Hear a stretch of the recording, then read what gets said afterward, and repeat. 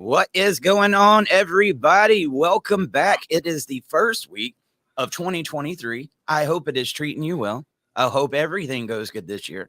But remember, you don't need a new year to get new results. You need a new mindset.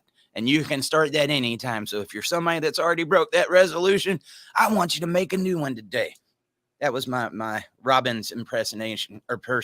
Give a little inspiration this morning. A little inspiration. I feel a little bit. Tony Robbins trying to do the new you, and it's yesterday was yesterday. Today's a new day. No, and it's true. Today is a whole new day. It's a new year, man. It's a new me.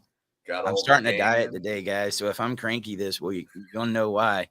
I don't do well when I don't have my pizza, but at least I have my coffee. It is what gets me through. I hope you have your coffee today too. Guys, really quick, if you're watching this, do us a favor, pull the phone out, like it, share it, subscribe. Make sure you're going to YouTube, subscribing. We got memberships on YouTube. We got them on Facebook. We got super chats. We got stars. We got it all. And wait, that's not all. Support now down at the bottom at Cash App, Venmo. Dad Talk Today, no spaces.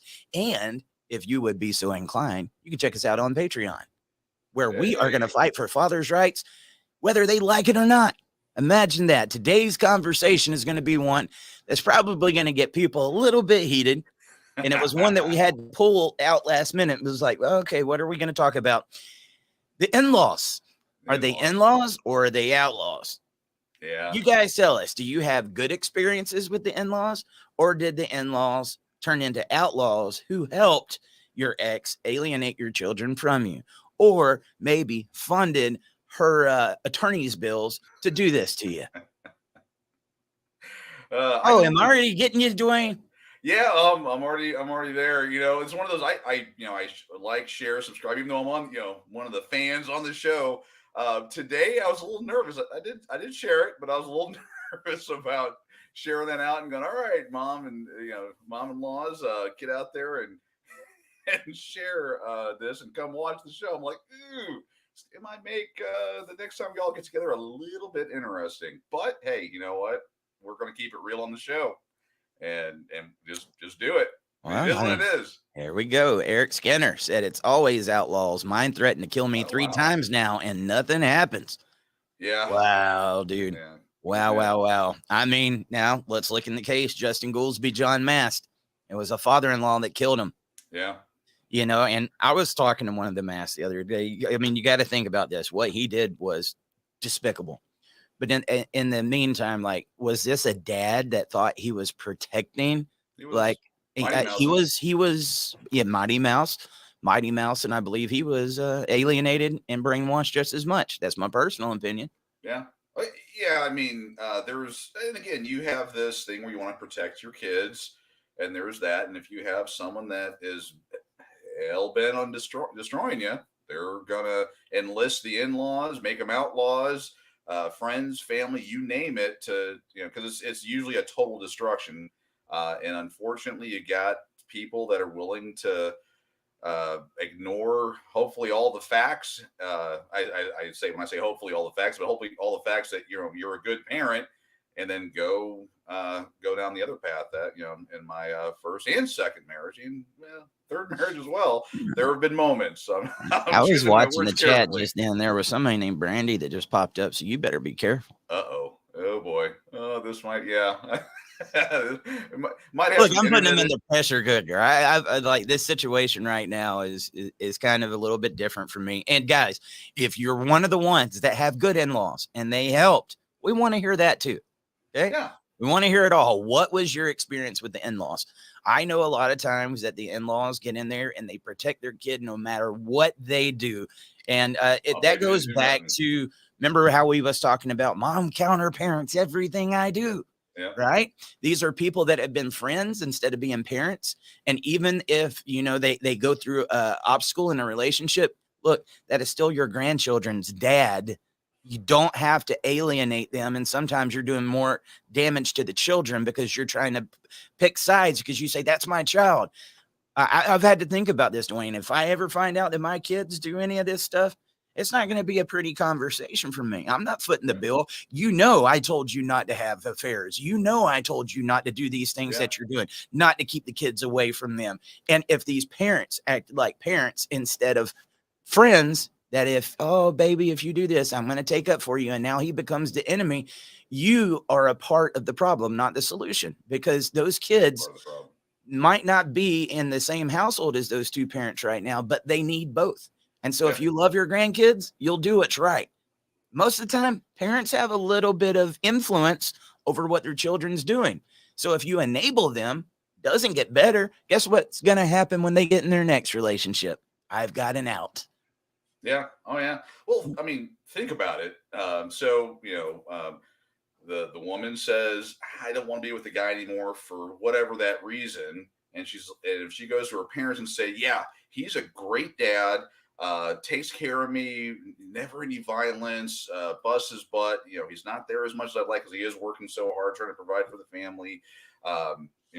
Mom, dad, give me $20,000 to ruin his life and take kids away and do whatever. Parents will generally, I'm hoping, say no, work it out. But if she comes and says, "Oh my God, my husband, he's hurting me every day. He's cheating on me. He's doing all these things," the white knight Good point. And grandpa takes over, and the mom, all of the stuff that she's been fed all of her life. Oh God, not my baby, and then it's on like Donkey Kong. It is, man. I mean, you bring up a good point. When false allegations are made, if this person says he hit me or he did something to the kids, most of the time those in-laws are going to rush to protect. And let's be honest, if we heard somebody that was doing that to our kids or our grandkids, we're going to want to react too. Yeah. Like, you don't touch my kids, you don't touch my grandkids. But it's your kid that is feeding you that false information. It is your job to make sure that you do your homework. And if that's happening, man, you have every right to be angry. But I'm going to tell you, this is a common thing. We don't have this show because there ain't women out there making these false allegations. And a lot of times it's going to be the parents that protect him. I'm going to get to Mr. Benjamin Beaushaw.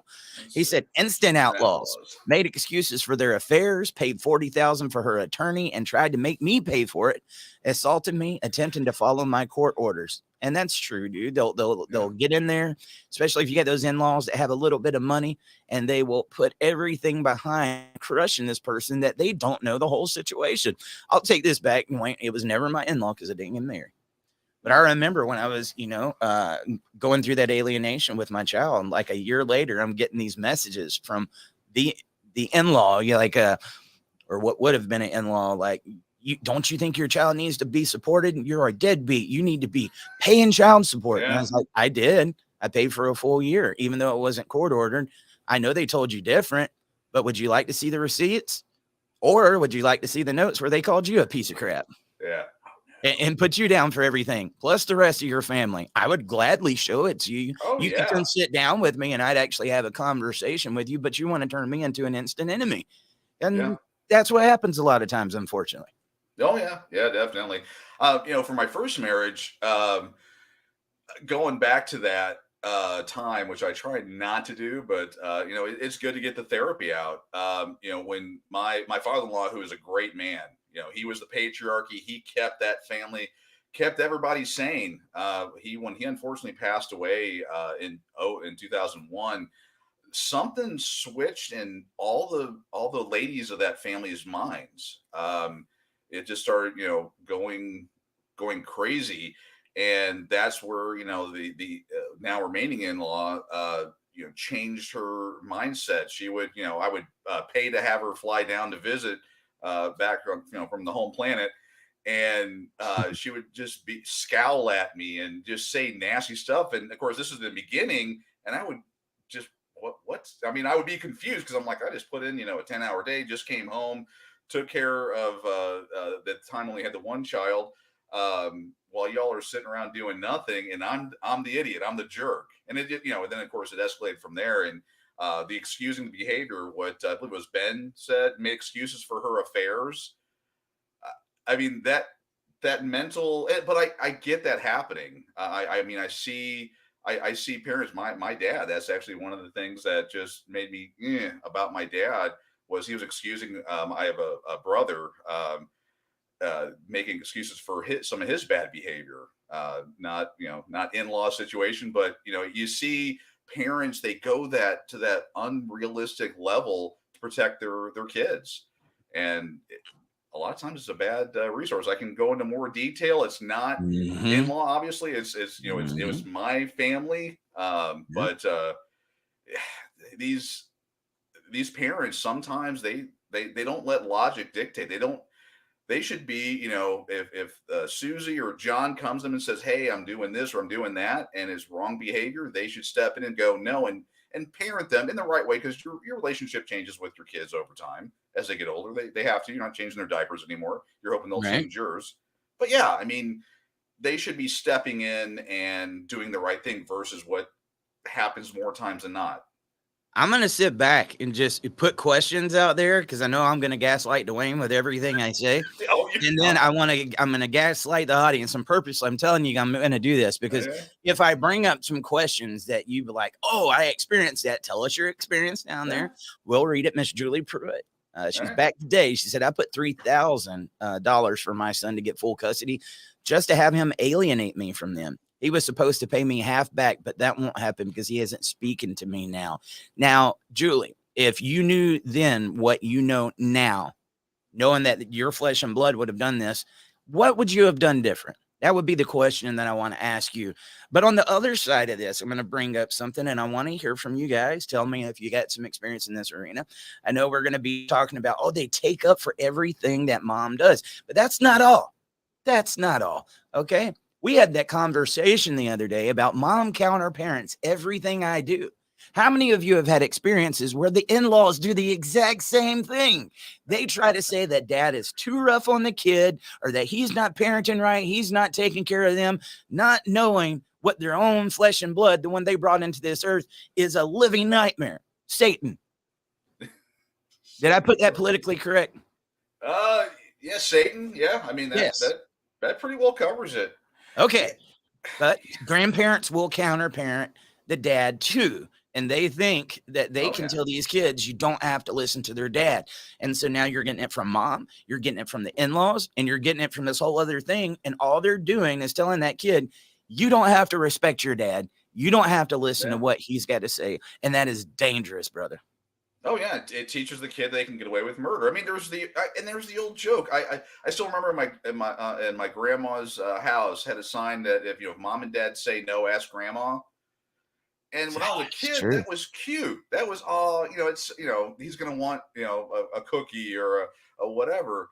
But as I got older and witnessed what that really meant, I went, wow, okay, that's some crazy stuff there. Because again, it was cute on the, before I knew what I knew. But now looking back, it's like, wow, okay. I mean, they were teaching through media and to that you can disrespect your kids with the grandkids, and it's supposedly okay. And I've experienced it. I know you're trying to gaslight me and have me do a story time with the pissed off parent, but I'm holding tight. I got a few stories. I wouldn't do anything like that. I wouldn't do anything like that. Check this out. Eric Skinner said, I have to have it put in the court order that I was able to pray with my kids. Then she started taking them to atheist and Satan gatherings. Wow, dude. Well, see, that wins the Satan. When I said it, I was being serious. That wins the internet today. That wins it. Normally, I'm a Gabby person. I'm done. I mean, wow. I hate you so much. I'm going to take, knowing that. Well, that's a lot of what Jeff Younger's going through, and so many others. More higher profile, but they will count. That's that counter parenting. Literally 180. We're going to a Christian organization, and then nope, we're going to take him to he's in Satan. Oh my God.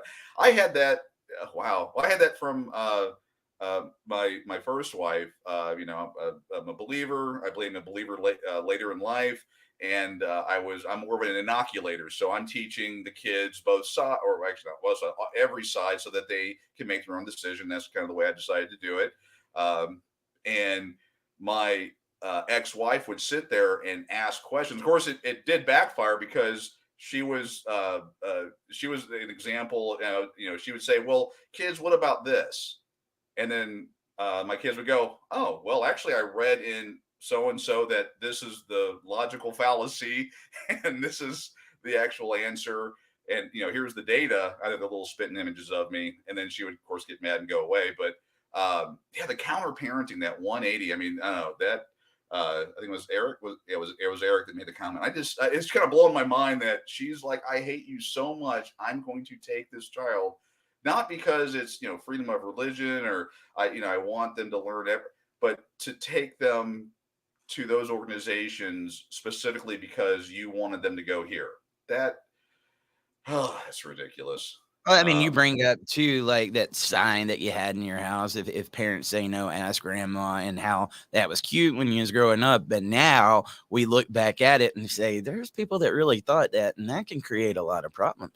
Is it no different with like happy wife, happy life? Like, man, dude, I love meeting these old couples, that have been married for like, 50, 60 years. Yeah. And I'll ask the guy the same question every time.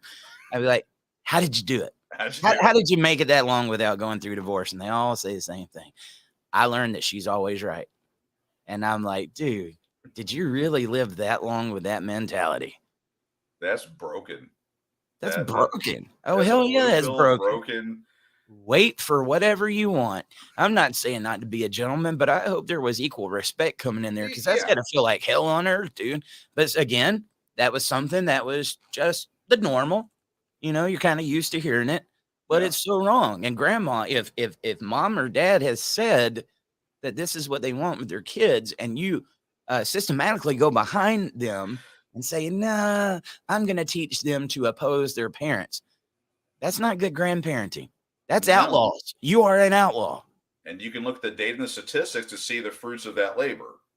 Kids are obstinate. They argue with teachers. That's one of the things that always kind of blew my mind. Again, I'm different. I'm Gen Xer, and the school I grew up in. I mean, I was swatted a couple times a week. I wasn't the best kid. I've had teachers, grab me trying to shake the snot out of me because I was a dumb kid. But I hear these kids today like yelling at their teachers or fighting them, and I'm like, where the hell did that come from? Well, if they're taught they don't have to respect authority, they don't have to respect anything, they're not gonna. I mean, these people should not be upset. Now they're delusional because the same ones that do this are shocked when their kid or another kid does something completely wrong. I mean, there's other reasons why they'll act out, but if they're taught to disrespect authority and their parents, and then they're shocked when they disrespect their parents and other people. That's something I just don't get. Well, let's pull out that blue pill for a second. That one that we said, if your wife cheats on you or she does these things because you don't want to see your family break up, you'll make excuses for her behavior. Those outlaws do the same thing because they think, I thought that I taught them right. Look what they're doing. Oh, he must have been a really bad guy because if I was her, I would have done the same thing, right? Because they don't want to look back and say, maybe we taught them wrong.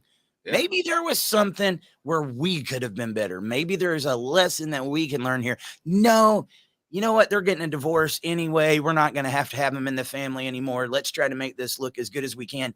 Everything was his fault. We're going to wrap it up. Here you go. That's bullcrap, dude. That is so much bullcrap. I've seen, family members where some of this stuff has gone down. And I'll be the first one to tell you, like, if I see that my family was in the wrong, I'd be like, don't talk to me. Yeah. I'm not going to enable you. I'll still love you. I'll still be there for you. But if it had to go to court and it's what's in the best interest of those kids, I'm going to do what's in my heart because I care for those kids. And my fear is that you're going to go make the same mistakes again.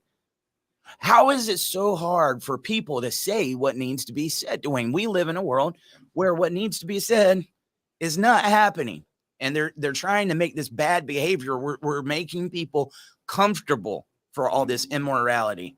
That's the reason why divorce is where it's at. That's the reason why single parents is on the rise. And another one of these cases, guys, I'll have to go back to Chris Clay. His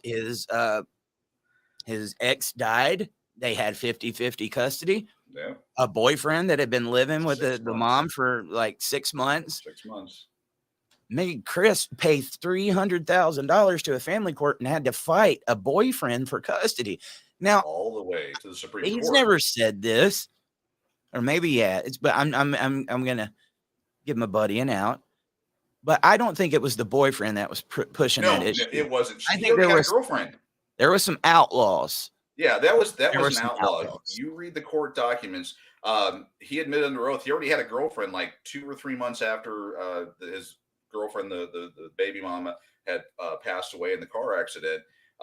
He had already moved on. The grandparents, fearing that and Chris had said repeatedly, you can have, I have no problem having, child grow up with the grandparents, the in-law grandparents. Chris knew and knows that the data on grandparents being a part of a child's life is, the utmost importance, and he had no problem. Something happened with them. They basically used the boyfriend almost successfully to get primary custody. Because again, at that boyfriend, he already moved on. It would be, the grandparents raising the child. That was, where they were probably going to go. I mean, not getting in their heads, and this is all allegedly. But when you look at the court documents, actually, the Texas Supreme Court hearing, which has a lot of data on it, is, I hate to keep plugging my site, but if you go to YouTube, Pissed Off Parent on YouTube, you'll see, I think it's Chris Clay or Texas Supreme Court is on it. That video, I recorded it and then added my own personal flavor on there with documents, so you could kind of follow along. But it's an interesting listen, because you hear how the attorneys and the Supreme Court justices all talked about all of this and how many rights parents have given up by the mess we have today. But I'm going down rabbit trails. But yeah, Chris Clay, the grandparents, or I guess the in-laws of the grandparents, I have no doubt in my mind it was specifically so they could, they used the boyfriend, or I guess the ex-boyfriend now, to because again, he had moved on, not because she had passed away, just clarity, to then get to the grandkids, and we're willing to do anything they could to make that happen. Dude. And so that brings in something, why I speak about the bias that's inside a family court and the challenges that these guys go against. Here's a father that's already got to parent a child who just lost their mom. Yep. That's got to be hard enough. The last thing they need is to now be grieving over their mom, and then to see this going back and forth between a boyfriend. But the ridiculousness that this would happen in the first place, because let me tell you, had it been Chris that died, mom would not have had to spend a penny. It would have been automatically assumed, okay, you're coming to live with mama now. There ain't going to be no back and forth with daddy. Chris was already remarried. But because Chris was a man and he went through this to pay $300,000. And this is where the waters get choppy, guys. And I wrote it down because I want to make sure that this is a future episode. Grandparents' rights. Should grandparents have rights after a divorce? Because many times, if dad gets alienated, grandma and grandpa are going to as well. And they want to know, what rights do I have to see my grandchild? We're not just going to say that we're out. They want to love on the kid too. Yeah. And I believe grandparents should have rights. Unfortunately, you have in-laws, you've got outlaws. Right. And so there's going to be cases where grandma and grandpa might not be too healthy for those kids. And then there's going to be other sides of it, like the story that just happened a couple of weeks ago, where they found the child dead under the stairs at mom's house with her boyfriend, and grandma had been fighting tooth and nail to get custody of those kids. I believe it's a case-by-case basis, but absolutely, grandparents should have some visitation rights too. But there needs to be some guidelines to, like, this is where we go with this. It's a hard subject to talk about, Dwayne. It is, but it's a needed one. And this is actually where the family court, this is where they should be properly involved, not all this other nonsense. These kinds of Exactly. cases.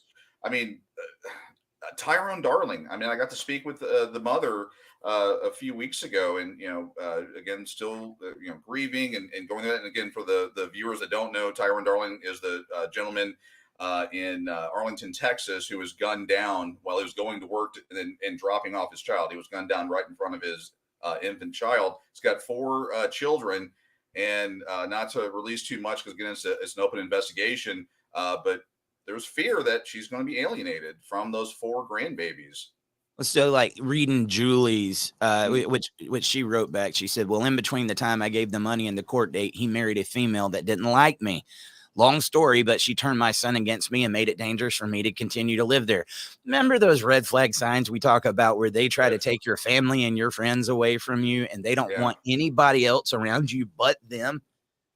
Come on, guy. I am sorry that your son has fallen for that, Julie, but that comes back to that blue pill that a lot of these guys have been prescribed. We're passing out red pills today. We're going to be doing it all 2023, and until this show ends, we recommend it.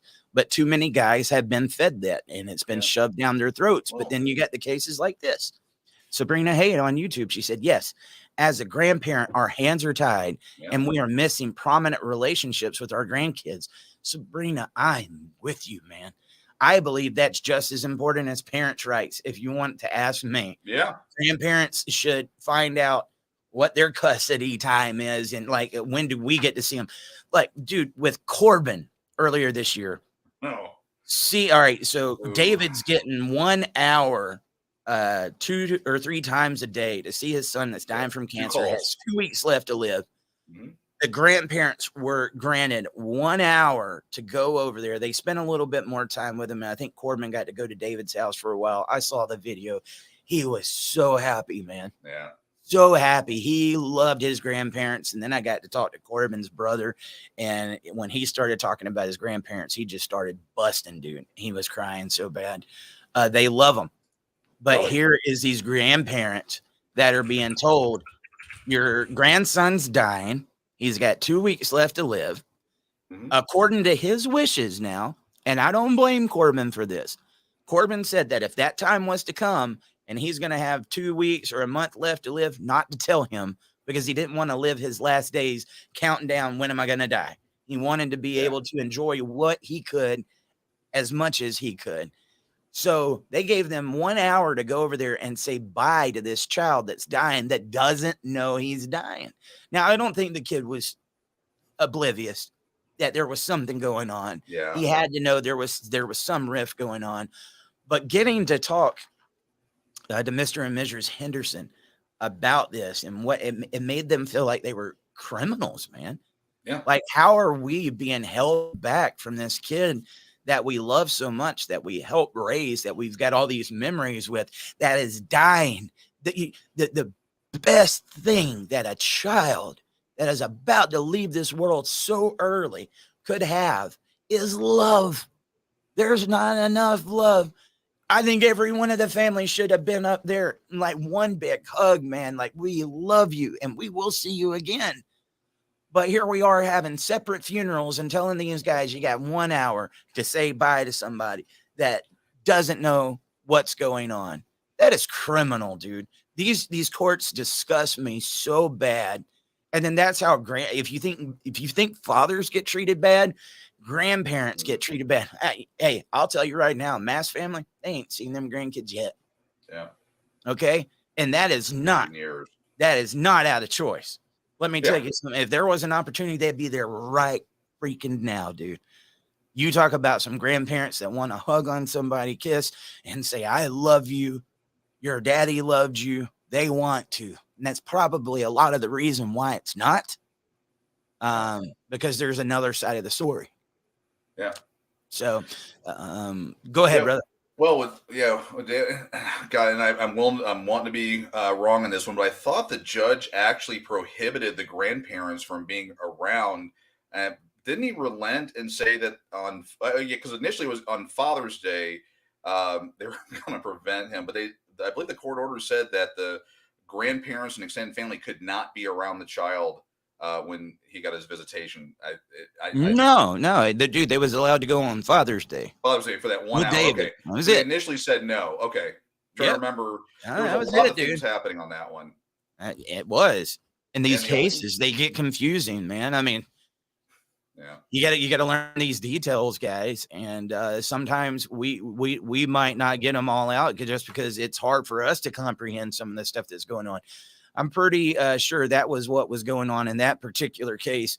Ricardo Rampone on YouTube said, my mother came all the way from Central America to see her grandchildren. Guardian ad litem ignored all my requests. She went back really sad that she couldn't see them. I have never been charged in my life. Dude, can you imagine? Look at that dad with those kids on his shoulders, dude. Don't tell me that that's not a loving father. They come all the way. And that's what I said. And it was just, so let me get to this one right here, because I think this plays the other side of the aisle, and it's a conversation that needs to be had. Katie Lothammer said, Lothamer. I had no idea it's not Lothammer. She said, playing devil's advocate here. I think grandparents' rights being set in family court could be a slippery slope. I don't know that anything would good from giving the courts more power. Katie, I agree. Yeah. But I also agree with the grandparents that are wanting to see their kids, their grandkids that aren't the crazy ones. It is a slippery slope, and it's not a one size fits all type of situation. If the family courts actually got the cases that did not need to be in there, that's where I was going. Okay. Then they would have time to dip into this a little bit more. And maybe if it's a case where grandparents need to have those rights, they're good for the children. You know, they bring positivity into their life. They should have rights, right? But you don't just give, because in some of these cases, we see where the grandparents are the absolute worst thing that needs to be around these kids. And so, but dude, it just breaks my heart. See, the grandparents that I've seen, the amazing ones. And my dad, dude, loved my kids. I always said he loved my kids more than he did me. Yeah. Which he later told me right before he passed, that's not true. I guess he just got to give them back home every night, you know, and I was the one that gave him trouble. But I mean, dude, to be held back from one of his grandkids, that's the only relief I have here in a couple of weeks with him being gone 10 years, knowing if he would have been alive then, that would have killed him, because he would have wanted to see his grandkids. And it's criminal. Yeah, it is, man. Yeah. Yeah. I mean, so many things to Katie and others, just to, I guess, I think into like the perfect future that, you know, we get all of the money and all the corruption and everything out of the family courts and all the nonsense. And then the only things that family courts are dealing with non financial reasoning is these tougher scenarios. And then they rule with common sense. I'm old. Every once in a while, I think, oh, we're going to live in a perfect world here, and we get rid of all of the corruption and all that. But yeah, I mean, in today's world, they do have the ability to do orders with grandparents as far as removing them.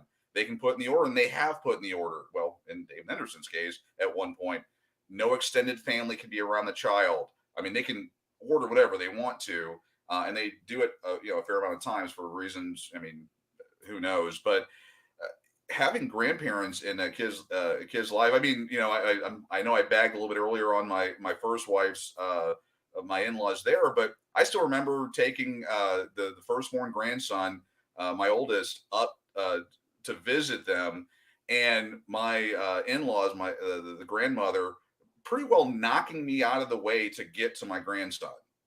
And that was a beautiful thing. I mean, I think about it and I'm trying to hold my stuff together. Just not me out of the way. I don't care. And what really sucks is we went from that to now she pretty well has no contact with him. You know, and again, not from, I mean, the phone lines are always open. You know, I can, if I ever go back there to visit, I remember one time I did go back there. Even we were going through everything, and I had my ex-in-law watch, you know, spend time with the grandchildren, or I think it was just the one, because it was, you know, it's for my grandmother's murder, whole different story. But the whole, I mean, to see that relationship damaged just because of, you know, what the grandparents did. And I know I'm go off on a tangent, but I mean, pulling it back around, the grandparents love those kids, and I hate to say it, sometimes more than their kids, because they got to see their children, have a child, and then there's a bond. You have to admit there's a bond between the grandparent and the parent now, because now the parent understands what the now grandparent went through, what they felt when they had that child. Well, they're getting to see their kids yeah. parent and use the lessons that they gave to their children.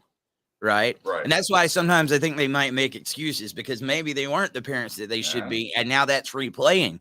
We're seeing generational trauma that's being passed on. And maybe they, as we get a little bit older, we realize some of the stuff we did when we was younger is a little bit more stupid. Maybe it's looking back like, oh my God, I did create Satan, They'll never admit it.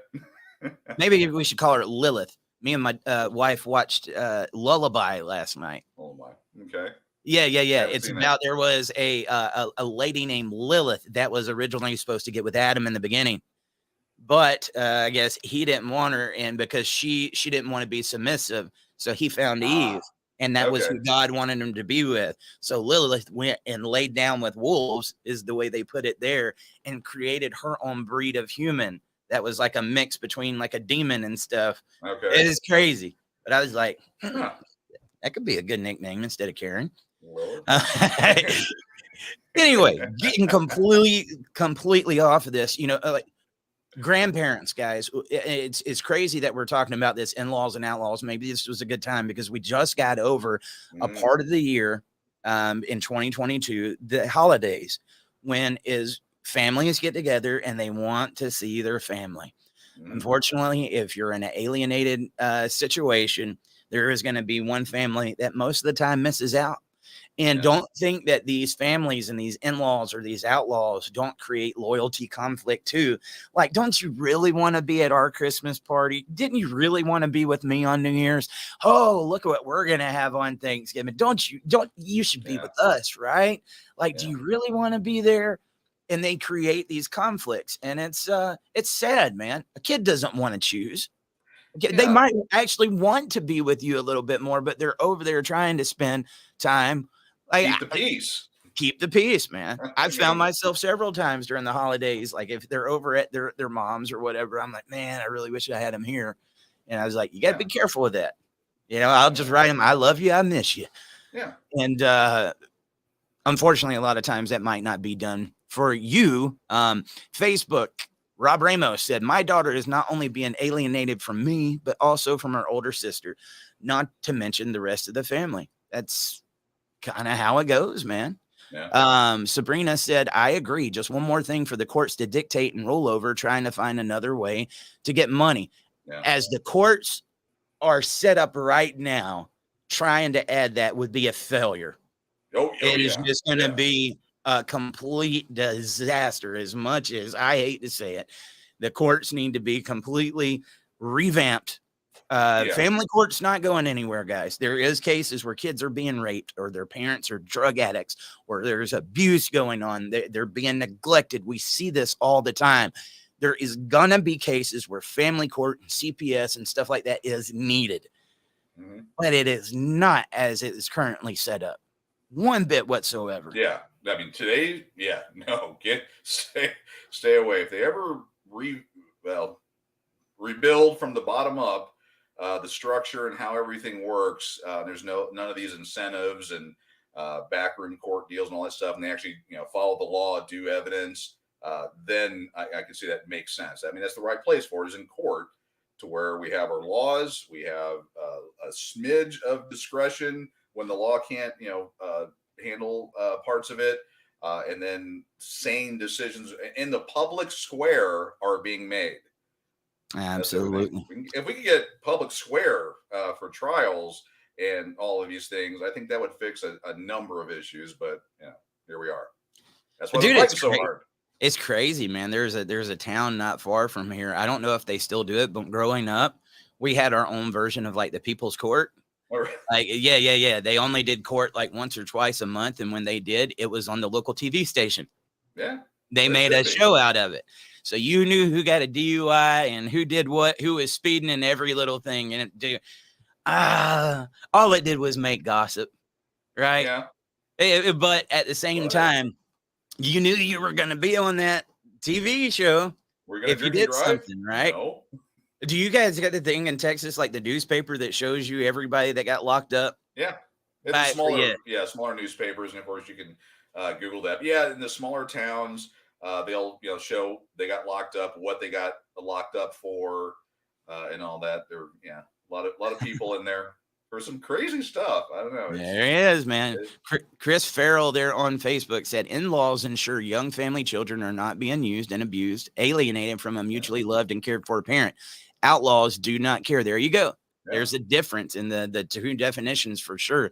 Julie Pruitt, I live 4 blocks up the street with my older son now, and the other son has alienated the kids from all the cousins, aunts, and uncle as well. They have 4 cousins that he was close to that don't understand. He is in a spell. I put a spell on you because you're mine. Oh, boy. You ever heard that one? I've heard that one. They put a spell on him. He took that blue pill, and everything you do is because I say what you do. Well, I would ask Julie. He's under a spell. Don't put that on your son. You know what, though? He needs to wake up. He needs to wake up. But they usually, let me go a step further, Julie. When he found the woman that he's with now, was he a completely healed person, normal in his head, or did she find him in the middle of chaos? I'd be willing to admit, you know why I think so many of us, Dwayne, end up with 2 or 3 exes, and then they try to use that. We're going to all get together, and because he had multiple of us, that makes him a bad person. Right. Usually the reason why they got multiple exes is because those people are looking for that broken man that they can fix and that they can control and make him the little mold and image of who they want him to be. That's what exists in that relationship. And, fortunately for some of these guys, they say, hey, get away from me. Get out of here. Yeah. But there's some guys that stay stuck in it for years. Some are more blue-pilled than others. Yeah. This kid may just want peace. And, if she's flipping her wig every 5 seconds, he just like, look, he's like that guy's been married for 50 years. Yeah, I did it. And he just wants to have peace. He just wants to get along and get through life with that 50-year married guy. He's like, it's just not worth, fighting, and then the destruction continues. Yeah. Ashley Marola said, we're going through court right now for my child's visitation with his dad now. He's an addict, and I've tried to reach out to his parents and family so he doesn't lose touch, but they never reciprocate. It's super sad because my child has an awesome relationship with my parents, yet they always blame me. Well, look, a lot of times they're only getting one side of the story. And I know you said they're not reciprocating, but unfortunately, that's what happens. When these situations happen, they get divided. And it makes you, it begs you or makes you think, like when you get married to somebody, oh, you can call me mom, you can call me dad. You're a family now. Would they throw away family that easily? Yeah. And would they throw away if you were really family and they really loved you and accepted you, like they said, would they throw you away that easily, or would they say, let's get in here and try to see what we can help put back together? Because somebody made a mistake. I don't care if it was my child or what. The grandkid is the one that's going to suffer from this. Your house, everything. Like, guys, what are you doing? Can you put your marriage back together? Right. That's what a lot of grandparents should be doing. Like, how can we sit down and find out, like, look, I hated your father too. There was times I didn't want to look at him, and he couldn't stand me. He'd get in the car and take off and say, I'm going to the bar, lady. I ain't this time of month. But we stayed together and we got through those times, and look at us now. Could you imagine if more parents actually encourage these couples to stay together when they're in the midst of their chaos rather than adding into it? Adding into it. Yeah. No, it's a horrible thing, but there's going to be exceptions to all this, but back in the good book, the parents picked the mate for their children. Was that called a hustler? Huh? Just kidding. You was talking about the good book. I'm just. Oh, good book, The Matrix. No, I did not say that, Jesus. I didn't mean it. I apologize, but and people, of course, I should be able to pick whoever I want to, but you think if you got good parents who've raised you, they know your pros and cons and the kind of person you are, and they're in your life, they can go, yeah, Trixie the cupcake over there may not be the best one for you, or Trixie, you don't want my son because he's off the rails, whatever that is. But they did the picking, and I know in today's day and age, oh my gosh, I need to be able to pick whoever I want. But let's look at the data and the statistics. Did really do a good job.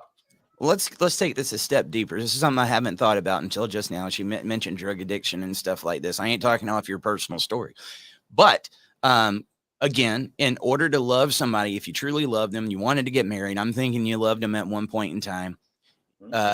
You communicated with them. And through that communication, you built trust.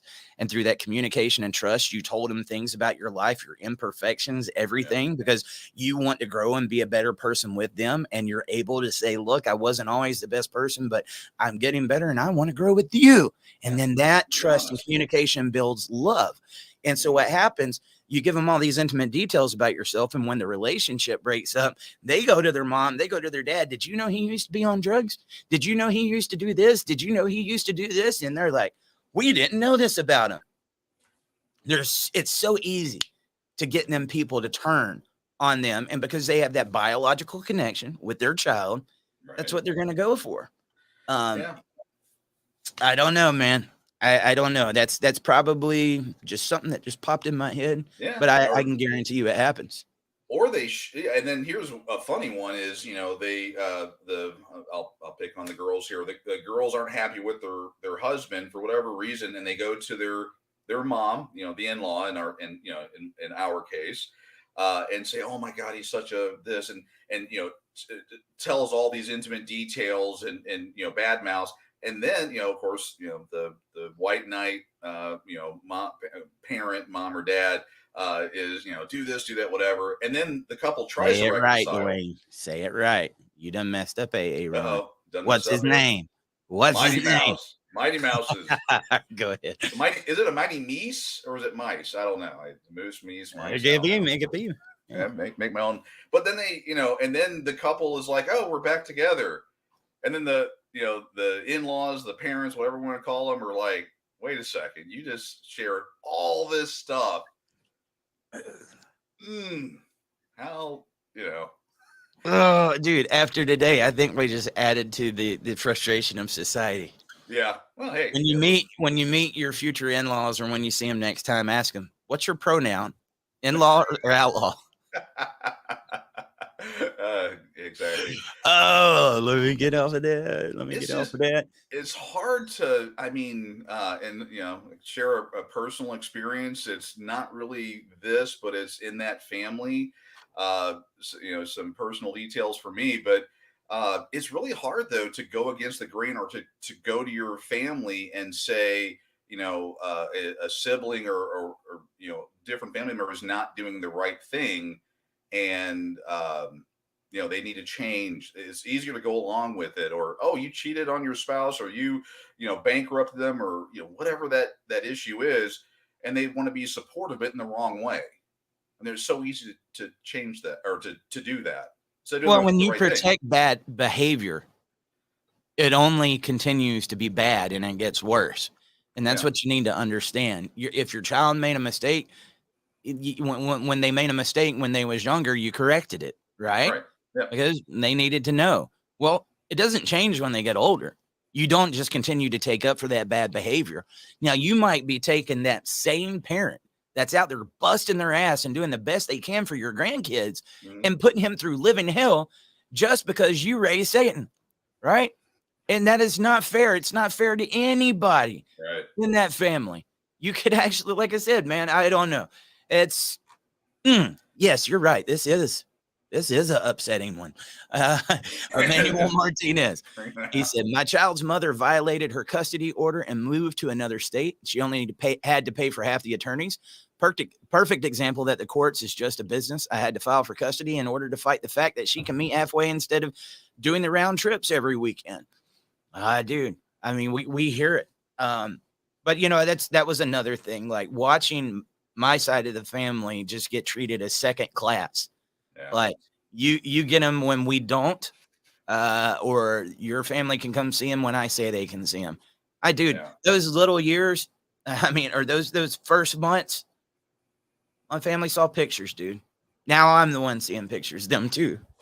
Yeah. But that's all we saw. And the fact that somebody has that type of control and the courts allow it. And I guarantee you, if that judge, if that attorney, if that congressman, that senator, that president was being blocked from that relationship, they'd get it then. Yeah. There's a senator that just went to jail for child support, or not paying child support. That I think he actually passed legislation to make it tougher. So that came back around on him. But it's like Eric got up and walked away. But in the comments, I see a number of different comments here. I don't have the cool pop it up on the screen here, but we can kind of look at some of the comments. Yep, we got Eric back. Yeah, a lot of I'm gonna catch hell for this one because it's on my personal. I'm not talking about you, Brandy. This is a meme from Dad Talk. Yeah, there we go. Whew. Oh no, she would go. Yeah. Yeah, I mean, I guess I've been sitting there debating whether to even talk about it or not, but I guess it'll be therapy. And again, everyone kind of give their opinion, and it has to do. This is actually on my side of the family from years ago. I haven't talked about it too much, but I have a brother. I haven't seen him in 12 years, and is because I made the decision not to talk to him anymore, and I'll say why. And what had happened? My brother, he got married. And then some reports of spousal abuse started happening. Now, again, brother and I were another thing that may or may not help. My brother is 100% deaf. His bio mother had German measles, rubella, and he with nerve deafness. So it was fairly common back in the day. But anyway, so he did different things. But anyway, he got married, and then started getting reports of abuse. He would be arrested and sent to jail for it. And my dad, who you've seen me, how I feel about my dad and how I love him and all that. And this is one of those I've been torn about for years. He dropped everything he was doing and went to save him. Paid his lawyer. Was there. He actually was battling lung cancer and colon cancer at the same time. He actually stopped his treatments to go and be there with my brother during his court trials. And it just kept happening. I mean, he would get out and then there would be another allegation of abuse. And this kept on, I think, 4 or 5 more times. And something was weird. I wanted to believe my brother. I was actually in a different state, so I was getting it all, third party, and it's got to be fake, it's got to be whatever. Well, I went back and visited, and I do what I normally do. I start, asking questions, and as things started unfolding, it seemed that it happened. And I shared my concerns with my dad. My dad's like, no, they're lying. They're not my son. My son wouldn't do something like that.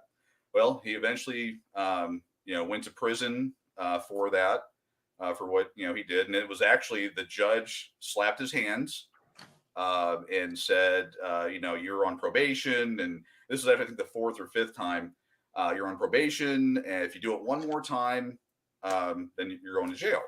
And my dad had actually paid for all of it. And he said he should fight it. But then my brother took a plea deal and went that route. And I'm like, I get that, Dad, that you're in court and you're there for your son, but he needs to be held responsible for what he did. And I think I've said it before. My dad taught both of us at an early age, you never put your hands on a woman, no matter what she does. So those things were, instilled, at least in me. So touch me, boy. Touch me, and I'll. Well, let me tell you something, brother. Boom. I'm just kidding. Now, go ahead. So, they get out, they're living together. And then about a month later, boom, it happened again. And I'm like, he's got to pay the consequences. I mean, and all that. And as I was talking with him, it was actually another thing. My dad actually died while he was in prison. And I had tried to get him out on a special furlough or whatever, just to at least be there at the funeral. They wouldn't allow it and I understand why. But as more and more details started coming out, I had to make the decision to not allow him around my family anymore because of what he did. That was that. But the part that is just, my dad never, he said that my brother was innocent. Well, after he passed away, I had to go back and, go through the process, collecting documents and all that. I found the police reports. My dad knew that he was guilty of it, but he still was, twisted reality. That's what an area I've always been in, is reality. He twisted reality to protect his son. And to this day, I still have not talked to my brother because of, what he continued to do, the lies and what he put my family through. Still haven't forgave him. Still haven't done any of that stuff. But I just wonder, am I right? And then also the whole, my dad, who I always look, and I still look at him as an honorable man. I know that this was definitely not one of the most honorable moments in his life, but, I always try to ask, why did he do the right thing? And that's when you're talking about, it's hard for, when Susie comes in, oh, my husband, hit me or abused me or did this or did that. And then, the father, Mighty Mouse is in and protects. That's how far this goes. I mean, he knew that my brother was abusing his wife physically. Wow. And with lots of documentation and pictures and proof. I mean, there's no question what happened each time. If you love your dad, you want to believe that he was perfect. Yeah. Like we was talking about the other day, when you realize that your dad's mortality, when he would get hurt or when he started. And we got to remember they were human too. Yeah. And the knowledge that he gave you as an adult, as your father, came from the mistakes and the same path that he walked up until that point too. So did he still make mistakes? Yes. Yeah. This was definitely something for me because my dad was the preacher. So everybody thinks because they're a pastor or they're they have a congregation, they've got to be perfect. They're human too. And they will judge those type of people 10 times harder for things that everybody do. Right. Yeah. But your dad was human too. And so there might've been places, Dwayne, that he gave you what he had up until that point. And then you got to take it and decide what parts do I need to keep and what parts do I need to change? Because I can guarantee you, your dad did the same with his dad. Okay.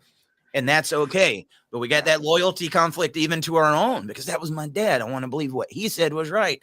And this is a very sensitive subject because I want to bring this up. This goes into this part of the conversation. For alienated parents, ones that have been held back from their kids, once they finally get them back into their life and they realize these kids are messing up. Look, they need some structure. They need some discipline. They need somebody to take away the cell phone. They need somebody to take away the social media. They need somebody to put the work ethic in them. But they've been alienated from me. And all mom's got to do is say, you can have it, or daddy's wrong. He's controlling. Right. And they'll win them over. So what do? They get that loyalty conflict to that kid too. And I got to make sure that they're just happy and that they get whatever they want. No, the hell you don't. But it's a slippery slope because it could easily make them go in the other way. And I think that's, parents, it's not easy. One of the hardest things you will ever have to do on the face of this earth is look and say, my kid is doing something wrong. Right? But when we look at them as all human beings that are going to do these things, and a real parent is going to be the one that tells them what they want to hear. I mean, what they need to hear and not what they want to hear. Dude, when my dad died, I remember they went and got a cell phone. One thing I was proud about that year leading up to him passing away, I think the least I called him per day was like 6 times. There were some days that it was like 15 or 20 times. And there was times, Dwayne, I didn't know why I did it because me and that guy would be like oil and water. And I'd get on there wanting some advice, and he told me everything other. You're hard-headed. You're stubborn. You need to just get out, put that aside. And I'd be like, oh, you piece of crap. And me and him would go at it. I call him back again because he was telling me what I needed to hear. And I Yeah. didn't realize that until a little bit later on. There was a reason why, even though I might not have liked what he was saying, I was still drawn to it because I knew I was getting what was right. Yeah. Not always. There was times I went back to my mom, not long ago, and was like, Daddy could have done that different. I'm doing that different, and I think I'm justified. She's like, you are, and that's okay. You were dealing with a human being. But there is some of these guys that are not going to be able to say that their kid does anything wrong. And I'm going to tell you, having a relationship where you're with an alienator or somebody like this, and then they've got parents that just justify that behavior, you're going to a dead end. You're going to a dead end. And unfortunately, the family court's the place that you should be able to go to say, here's this and here's that. Can you see what the heck is going on? Are usually going to protect the one that's doing it because they can make money off of it. Right. And that's sad. There is no relief, not only for the parent, but there's no relief for those kids because they're going to be put in those loyalty conflicts too. And those kids want to love both parents. That's just what it is. At the end of the day, I'm gonna get to this, Mr. Fitzpatrick. He said, no dad, no rules. Mom enables. My daughter pregnant at 18. Another come in February. Alienated from my granddaughter because I have rules and tough love. Mom neglects and no rules. Wants to be friends with her daughter that just manipulates but can't manipulate me. To punish me, I can't see my children. My ex loves it. One of the number one things that's used against masculinity, that's used against dads, is a father's love, because a father's love is going to provide structure and discipline. Yeah. And it's been attacked. It has been attacked. And without that, what is happening with these kids, Dwayne? Oh, shit. Without, it's teenage pregnancy. It sounds like multiple in this situation. The self-deletion, pews and various educational institutions. I'm trying to be very sensitive with the way I say it because of the censorship out there. So I'm having to quickly come up with alternative words to express it. God, I can't even say mental. The mind challenges that children have. Look at pharmaceuticals and all the depression, the self, feeling bad for yourself. Boy, this is really hard to do. Feeling bad for yourself, the broken relationships. Kids today can't have a normal relationship, it seems like. They can't communicate with people. People want to blame the phones, which, again, or, the way our media is, the way we communicate today, but kids today can't have, they can't pattern a good relationship. That's why they have, pregnancy parties and doing all these different things. That's why I think it's okay to show your bobs at a 14-year-old boy at 2 a.m. That's, they don't have that structure, those rules. And again, you mentioned it. I think you talked about it a bit on the other day, a little bit of personal experience. You had rules in your house on how things were supposed to work. And a child that, said, ooh, I don't like these rules, went to mama and she went, no, you do whatever you want, whatever there, sweetie. Want. And guess what happened? Yeah. I won't go there, but yeah, I know who I am as a dad. But and to any of the in-laws that are out there, or mom or dad, that maybe you have a strained relationship with the father of your grandchildren, I want you to understand something. The reason why this is such a gaslighting topic, and you see Dwayne over there doing this when he's talking about it, I can guarantee you, Dwayne, you wanted to have a good relationship with your in-laws, right? Yeah, I do. You wanted that to be, when we talk about the nuclear family, you want it to be that. Sometimes you might not understand each other, but we want to love our in-laws, and we want that to be one big happy family. It's not like we go in there and because I married your daughter, I don't want to talk to you no more. Yeah.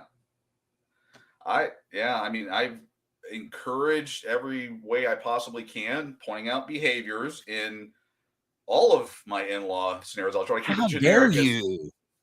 I know it's crazy. They're your elders. Yeah. Well, I would encourage the relationships with, spouses and their parents, and because those are very important. I would point out certain behaviors that need to be identified and tracked. But, overall, and again, Mrs. Ward can jump on here anytime. encourage those things. Have those. They're important relationships to have with the grandkids, your spouse, and the in-laws. Again, nuclear family. It's everybody, because that is what creates the best society. If something happens to one of the kids, grandma, grandpa, would you mind watching them for tonight so we can go and do this? Or mommy and daddy want time to go on vacation and spend some time on our relationship. They're the reason that these grandkids are there in the first place, right? We want to go and love each other, go on a date. Yeah. And if we respected that and we work together, maybe grandma or grandpa needs a ride to the hospital, or they need to be taken to their doctor's visits. Maybe they need some help shaving, or dude, like, man, I've done that. I've done that. We want to have that relationship. And that's what I say. I think that's why it hurts so much. Many men aren't going to come out there and say that, but that's the deal. I can tell you, most of these men would love to have that awesome relationship, but they were disrespected.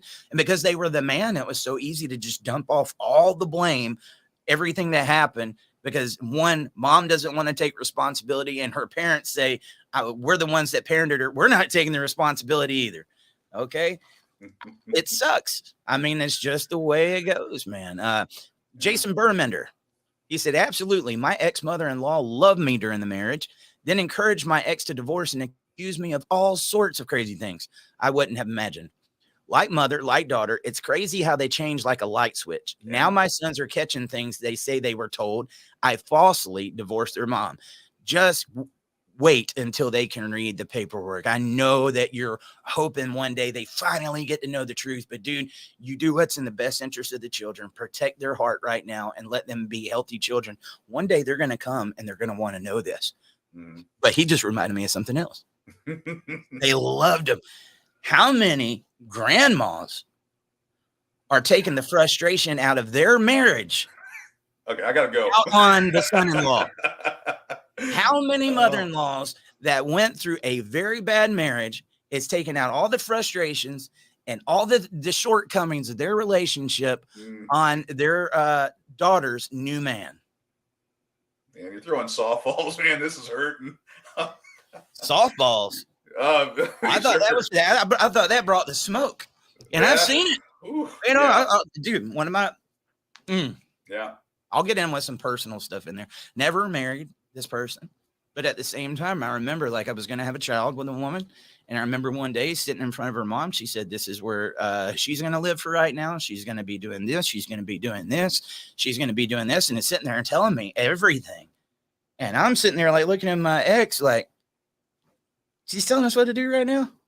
Like, yeah. I don't like this. That was one of those things. I was a grown man. I moved out of the house at 16, right? Yeah. Now I'm in my mid 20s. Like, I'm not going to, are you going to let this happen in the relationship? And then I find out it's like, well, my husband, he didn't work a steady job.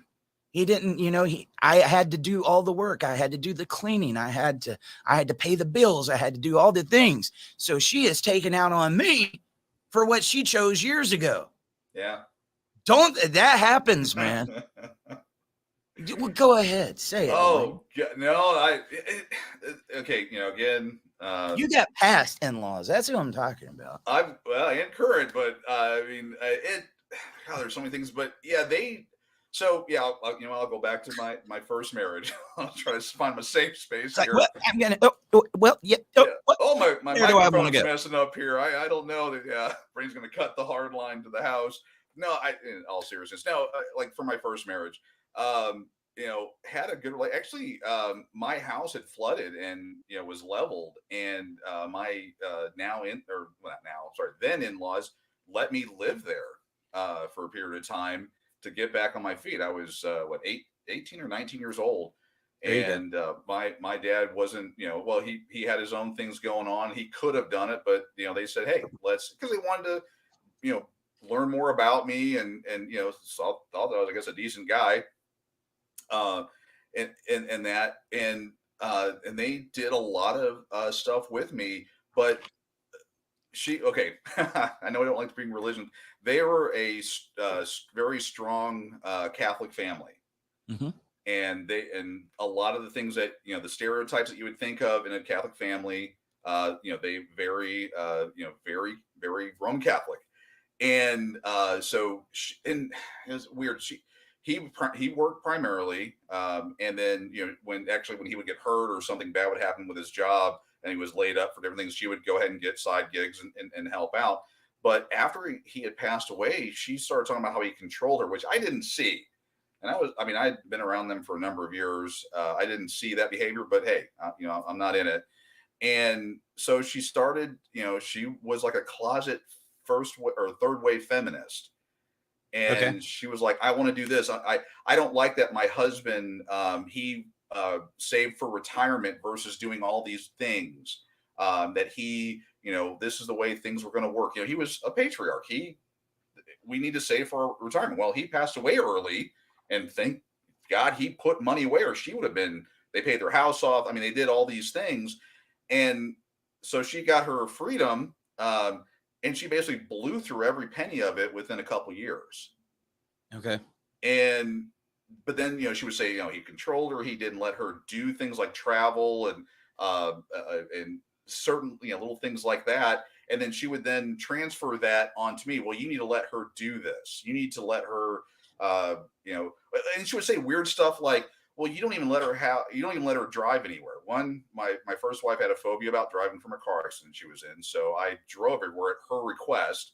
She had her own car in the driveway, that she only had the keys to. She could drive wherever the heck she wanted to, but I was controlling her.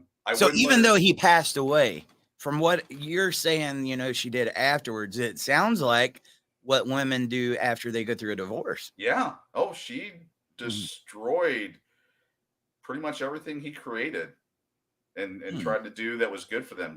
Everything, because again, they were a moderate, income couple. They couldn't travel the world. I mean, they went on trips here and there. They flew up to see us, and I paid for it a number of times. Anyway, they didn't do all these things. Well, after he passed away, she just went, and I want to travel. I want to do this. I want to do that, and blew through all the money, and now destitute.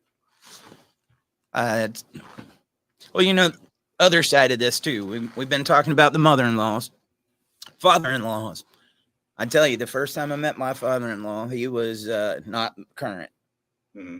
He was drunk. Not current. He was drunk. My ex didn't want me to see him, but I went over there. And I'm going to tell you, for a while, he had gotten a wreck. He had almost died at one point in time. And so it had done something up here, man. Right. But there was many times, like when he'd fight anybody. He'd get drunk. He'd be ready to fight anybody. Right, and for a long time, I just thought, alcoholic or whatever. But there was a couple of times I got to sat down and I got to listen to his story. Before his daughter, he had another ex that he had a son with. She was cheating. She was off doing drugs, all kinds of stuff while he was at home taking care of the kids. And he went through this for years and years and years. Kid being neglected, being abused. And then after he got out of that relationship, he became an alcoholic. And then it just started off from there. And I always look, as hard as it could be sometimes to understand, I tried to look a little bit deeper into it. And, I always thought to myself is like, that's what started this. I'm not trying to make excuses for the guy, but I could see the pain that he was going through because whether he knew it or not, I was following in his footsteps with his daughter. Okay. I was going through the same thing, not knowing what they're going through. She didn't do drugs, but lots of other things, right? Lots of other people. But it was just one of those things. Like I learned to have some compassion. We didn't always see eye to eye, but what was the effects there? And dude, I could relate to that. That's like when you're telling me about that mother-in-law. Sounded like what a woman does when she gets a divorce. I'm going to go get my new tattoo, either right here on my back or on my ankle. And or on your back. Yeah. I'm going to go get me some new clothes, going to go get my nails and all this stuff done. And, it's crazy. There was things that our in-laws went through too. And if they're not careful, they don't realize they will transfer that on. Oh, yeah. To these people. And at the same time, I've tried to be cognizant of that. I got daughters that are dating now. The one thing that I demand is respect. Yeah. You know what? I'm not going to take up for my kids. I'm not. But I also don't want you hurting my kids. I don't want them hurting you. at the same time, you're going to be truthful with me. Right. Yeah. And that's a hard one to navigate, guys, when your kids start dating. Right. So these are good conversations, not only for us to have because of what's happened to us, but if you got kids, you're going to be this guy one day. And you know what was done to you. You don't want to do that to somebody else. Right. Ever feel like the preacher was talking to you when you're in church? This is what I think we're doing right now, because you're is that what it is? on a very, when you talk about, the passing on, and this may be another show. So I have, two bio children, two bio boys and a bonus girl. And that just sounds weird the way I said that. But the oldest one is dating a girl right now. And I'm not going to lie. There's some red flags. There's some behaviors that I'm like, because again, married, men. I understand. Date their moms. And my wife and I have talked back and forth on how to approach it, because I'm saying this on the record. My kids, all three of them, will not go through what I went through. Everyone needs to take that however they want to. And some of the same issues I've talked about it, with the people impacted, and how do you get that across? Because I'll just speak for my oldest right now. My oldest son, dating a girl, and I know what the way the court systems are. I know it's out there. I know it's going to be in the foreseeable future. What do I say to both of them that doesn't get me landed in jail? That's how old is he? Show 21, getting ready to turn 22. 21. And how old are you now? How old am I? 50. Am I allowed to ask that? Oh yeah, no, 50. 50. All right. You can't expect somebody that's only been on the earth 21 years old to understand somebody that's been 50. You went through it, and it wasn't because you made good choices, probably because you made the choices that you're scared that he's about to make, right? But he's in that mindset of you when you were 21 about to go through it. So I would say the answer is inside of the question.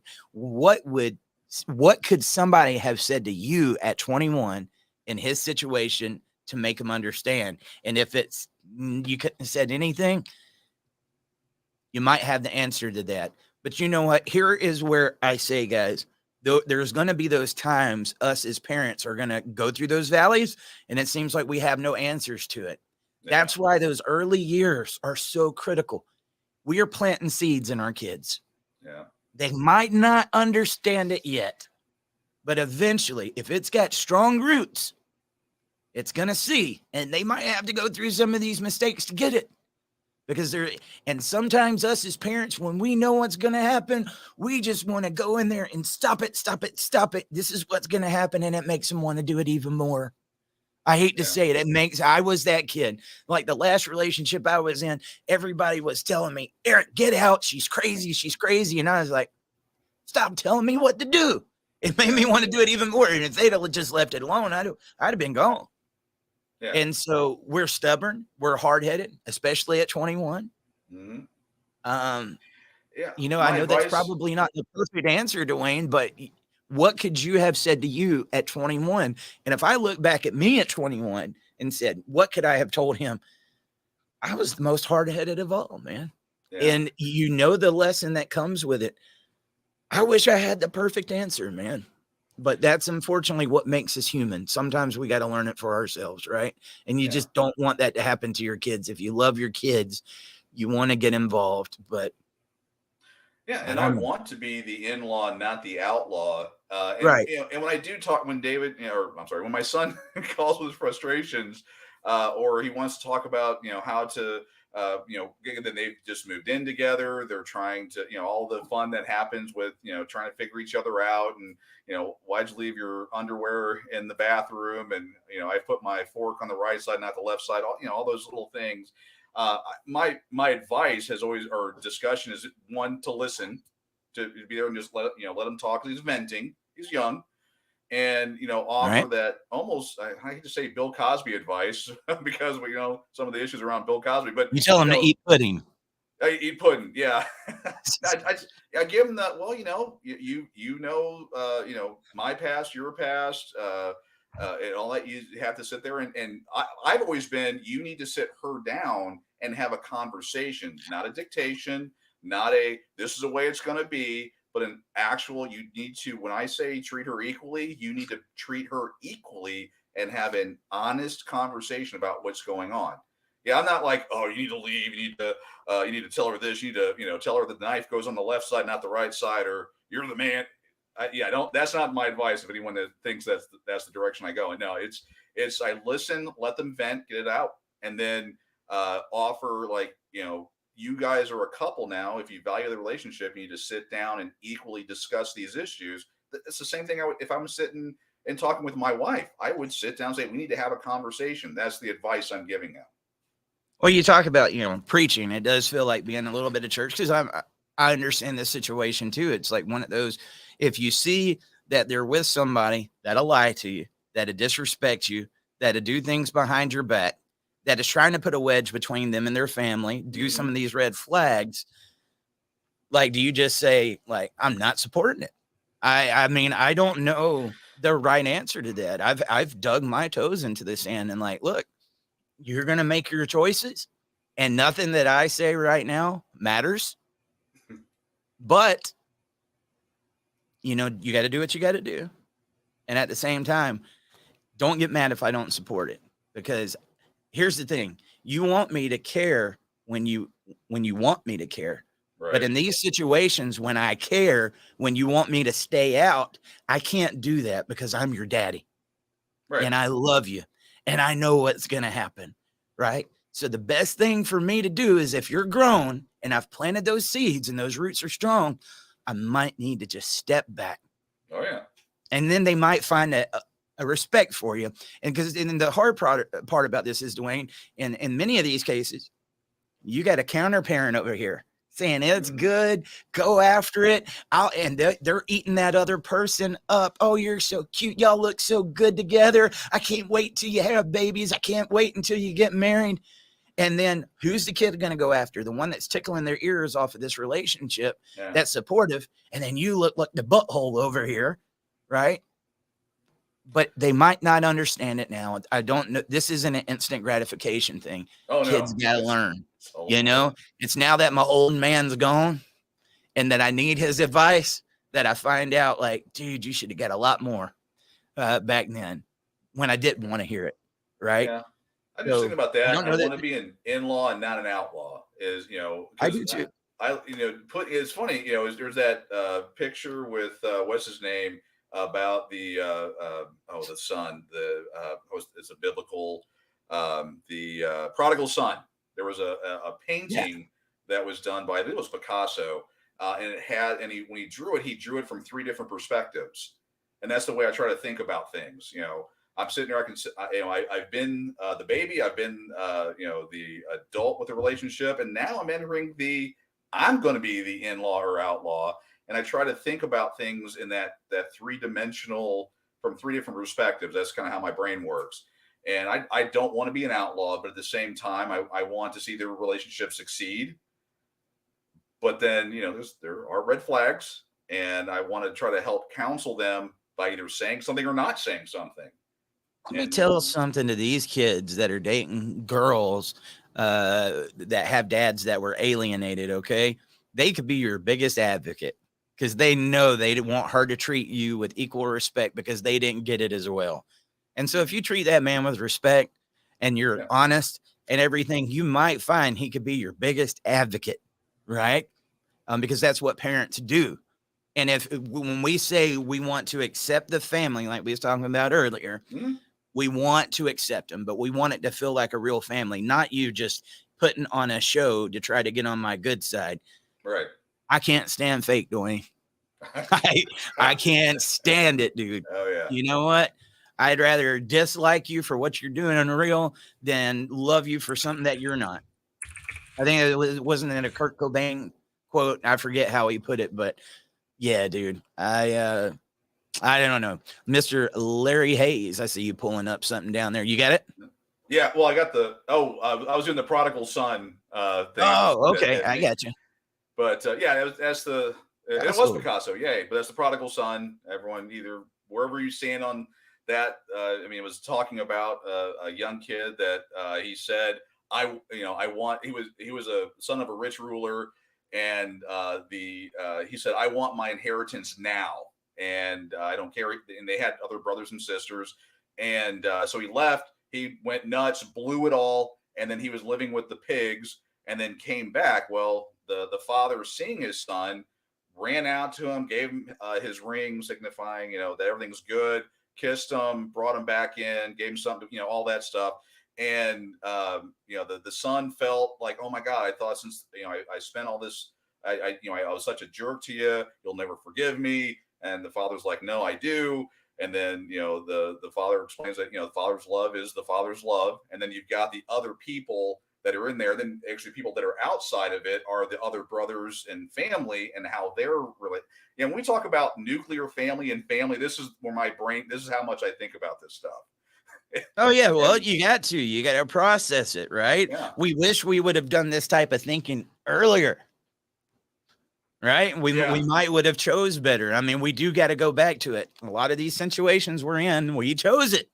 And it was because we didn't have the knowledge that we do now. And I think that's why it's so important in the middle of me or you talking, when you see us go, it's like, that's something to add to it, because that's something I wish I would have knew. Not because I need to talk, I need to talk. This is something I wish I would have knew. Okay. Because when I was going through it, those were the thoughts that was going through my head at that point in time, saying, dang it, man, if I only knew then what I know now. And we want to make sure that we're giving this in these conversations, this podcast. If you want somebody to show it to, we talk about alienated parents, alienated grandparents.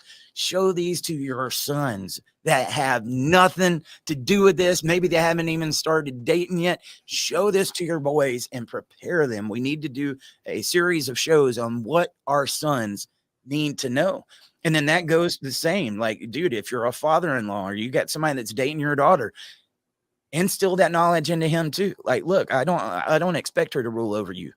So if she talks back to you or, tries to make you a puppet, I want you to stand up, because you know what? My daughter is not going to want you to be a puppet like she thinks. She's going to want masculinity. Right. And we need a man in the house. I know what happens when there isn't masculinity in the house. So I don't want you to be a puppet. At the same time, you're going to respect her. She's going to respect you. And if something was to go out, your marriage is on the rocks or whatever, you can come talk to me anytime. Don't worry, because it's my daughter that I'm just going to take up for her. If you need some advice, buddy, I'm there for you, because I want to see you two make it. And I want to see my grandchildren have mom and dad in the household. Is that not beautiful, Dwayne? I think it is. I think it is. I mean, dude, that's it. Unfortunately, they've been taught not to respect dad. Right. And like I said, dads could be some of the biggest advocates. Mother-in-law, she could be treating you for what she wished she would have had.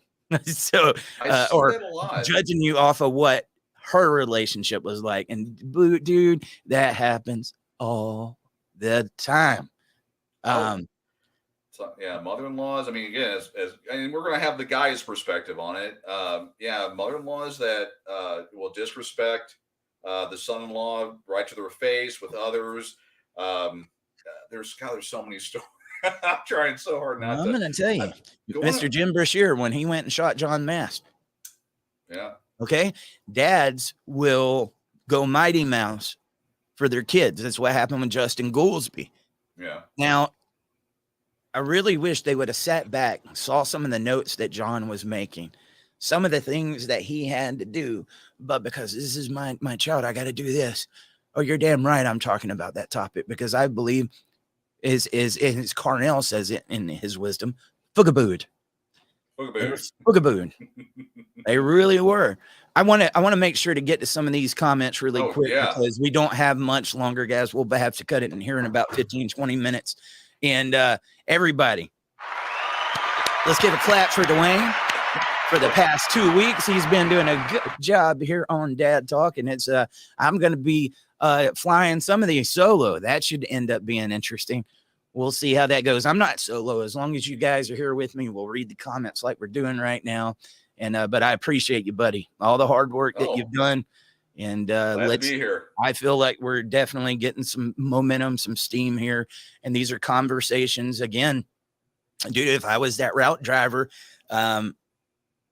working my days and needed a podcast to listen to, I think I'd be wanting to hear some of these conversations, because I would say, yeah, I think that all the time, but nobody ever talks about it. No one ever said it out loud. Nobody ever said it. So in-laws are outlaws, and maybe some of those outlaws can get in here and they can learn how to be in-laws. And what are we? We are future in-laws to somebody, right? That's what we got to be. So let's prepare ourselves. As much as we say we got to prepare our sons, we are preparing ourselves not to do that which was done to us. And it would be so easy to do. Right now, today, we break that cycle. That's what we're doing. We're breaking that cycle and saying, I will not let my past become my future. We're not doing that. Amen. Larry Hayes said, my ex-wife apparently was bad-mouthing me to my parents. I noticed my parents were treating me a little distant. Well, one day, my mom pulled me aside and said, hey, I need to talk to you. My ex-wife stood up and started to walk with us to the back room. My mom stopped her and said, no, I need to speak to my son. So me and mom went to the back room, and she asked me what the hell is going on. I was so confused. Well, mom started telling me all kinds of different things that my ex-wife was telling her, and that cut off. But there you go. Yep. There's another thing. Like we was talking about this other day. She'll alienate you from your kids. She'll alienate you from your family. And if she feels like she's losing control of you, that's when she'll bring the family back in the picture, because she wants them to befriend her so that she can regain control over you. I want to, the very people that I tried to get you away from in the beginning, is the people that I will go to, because I know they might be what can put you on the hook and reel you back into me. And everybody said, amen. Amen. Yeah. These people that have these tendencies, that's what they'll do. They'll alienate you from this, the same people they'll go back in and then badmouth you to. So they're only getting one picture, one story. And for some reason, they're in their brains, total destruction. They want you without friends, family, you name it. They want you just utterly destroyed and at their beck and call. I don't know why, but that's the way they operate. Absolutely. Sabrina there on YouTube said, my grandson wanted a dad, and my son didn't know how to be a dad to a 15-year-old. He wanted to be a friend. We are still dealing with those issues. I wish I knew a little bit more to that story, Sabrina. Maybe we can dip into it a little bit later on. But was he an alienated parent? Was there a reason why he felt like he had to be a friend rather than this? Did he had to be a Disneyland dad? Was he only seeing the kids once or twice a month and then feeling like, dude, there's another conversation. I only get to see my kids once every other week. And let me tell you something, guys, there's a lot that happens in those 2 weeks. And every time you feel like a visitor, because you're having to say, what did you do today? Like, what are you into? You might've been into Dragon Ball Z last week. Maybe you're into My Hero Academia now. Like, what is it that you're into? I want to know about you. And just about the time at the end of that weekend that you feel like you're getting reaccustomed to your kids, they go. Yeah. And that, I remember that, dude, like, my middle child. And what happens with those type of kids? If you got kids that live in the house with you, and then you get that one that's every other week, they feel like I'm being treated different. They're parenting me different. Yep. And in many ways, that is true. Yeah. You are, because you got a different relationship with them. And I mean, that is a very challenging thing. Like, I was talking to you about this the other day. I had children that lived in the house. I had one that I saw every other week.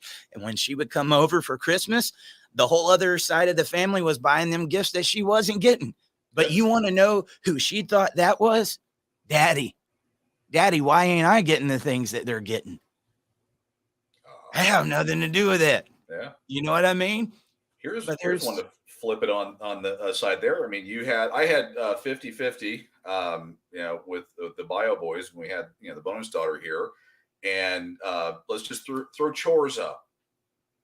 So chores, everyone should clean the room. Everyone should clean the bathroom. All the 3 kids had to share a bathroom, 2 boys and a girl. And let me just go ahead and take care of any myths on who's the dirty. Actually, I won't say what the myth, who the dirtiest one is, but they had to clean the bathroom. They had to, mop the floors. They had to clean up there. We have 2-story. They had to take care of the upstairs. And it was, well, wait a second. I'm here all the time.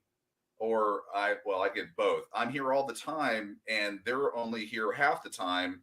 And I have to clean everything up. And they would say, well, we're only here half the time. Why should we clean the bathroom, or why should we do this chore or take the trash out? Because, of the different times they were there. I'm sure when you said that you have a child that's once a week, did they have chores? Were they equal? How did you handle that? That's probably an episode right there. Well, not only, I mean, there's so many different issues. I went ahead and wrote that down every other weekend. That's going to be a future episode. I'm lining them up, guys. I'm lining them up. But, it was one of those that the kids that live in the house with me had certain expectations from their dad. And then the one that came every other weekend or twice a month would come in here. And she says she wanted to be treated the same. But when I told her she had to live by the same rules, now he's mean. No, I don't want you using your shirt as a napkin. No, I don't want you wearing shoes when I live out in the middle of the country in the mud, right, on the couch, on your bed. No. Yes, I want you to have your teeth brushed and your hair done, not just frizzing everywhere. No, I don't want you to have multicolored hair and stuff at 5 to 6 years of age. There's many different things. And so there was a culture clash, right? And so if I treated her like I did the other kids, she thought it was me picking on her because she had different rules. Right. And that still goes on. It still goes on. When she would get in trouble, I feel like I'm being treated different. You are. You're doing things that they're not. But right. I promise you, if you was here and you were given the same results, you wouldn't hear anything out of me. I'm actually a very lenient parent. You don't hear much out of me until you do something wrong, right? Yeah. I'll watch from a distance, make sure everything's going good, but I'm not a helicopter parent. But don't cross me. I've never been a guy that spanks, but I can give that look and snap that finger. You say, I got my parent snap. You better go do it right now. Right. And that was enough, because that was a healthy fear. There needed to be a consequence. And unfortunately, they try to take these counter parents, these outlaws. They try to take away those consequences from them and say, you don't have to fear that guy. You don't have to have a healthy fear of him. We'll overrule anything he does. You can have whatever you want. Just make sure you love us. Make sure you give us your loyalty. It's evil. Yeah. Oh, really? Yeah. I mean, having a rule in the house like vapes aren't allowed.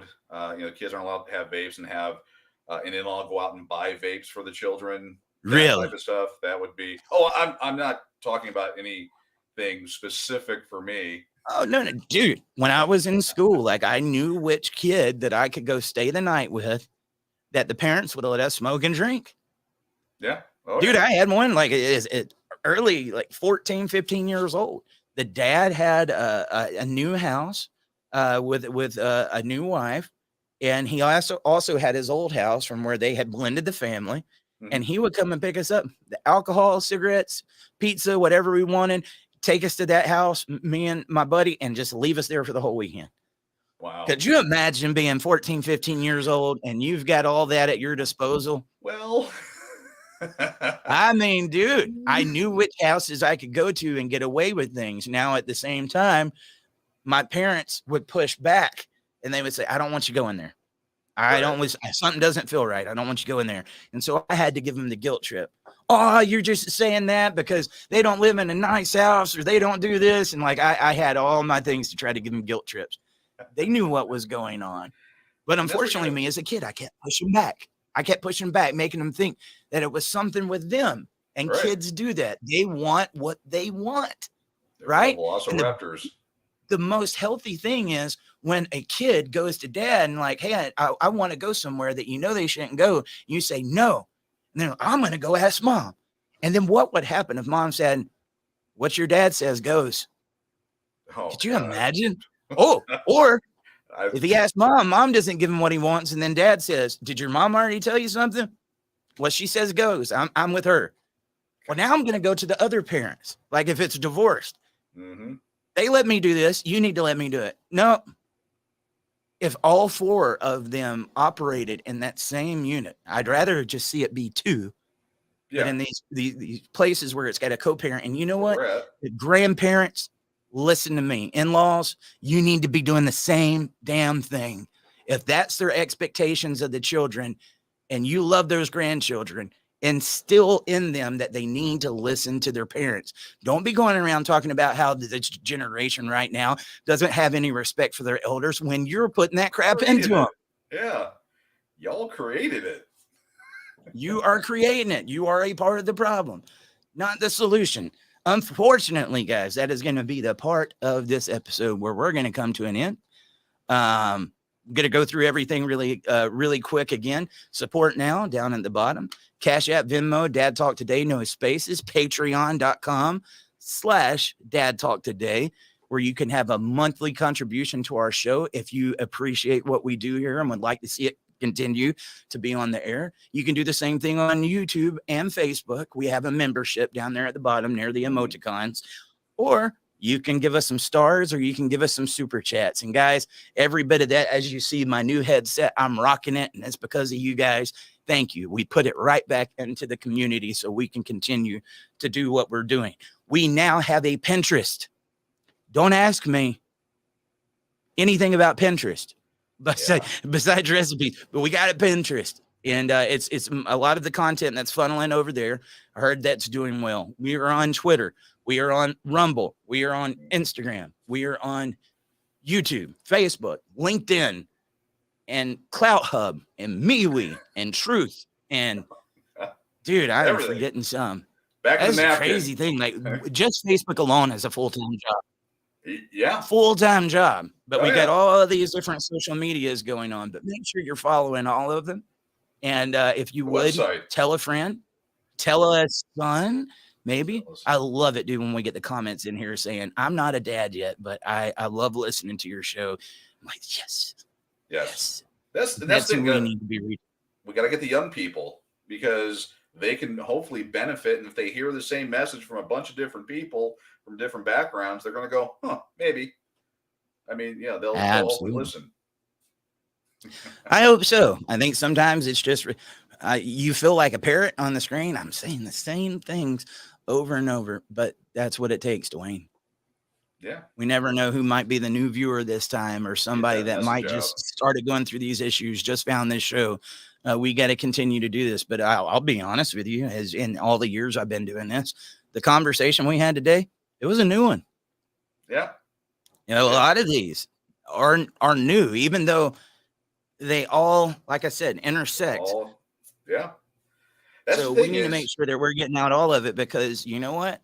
If you start going through these issues, something's going on with your in-laws or your outlaws, get them on here. Let me do something really quick, though, to help you out, though, Dwayne. You did it a little bit. Tell me some of the good things that your in-laws have done for you.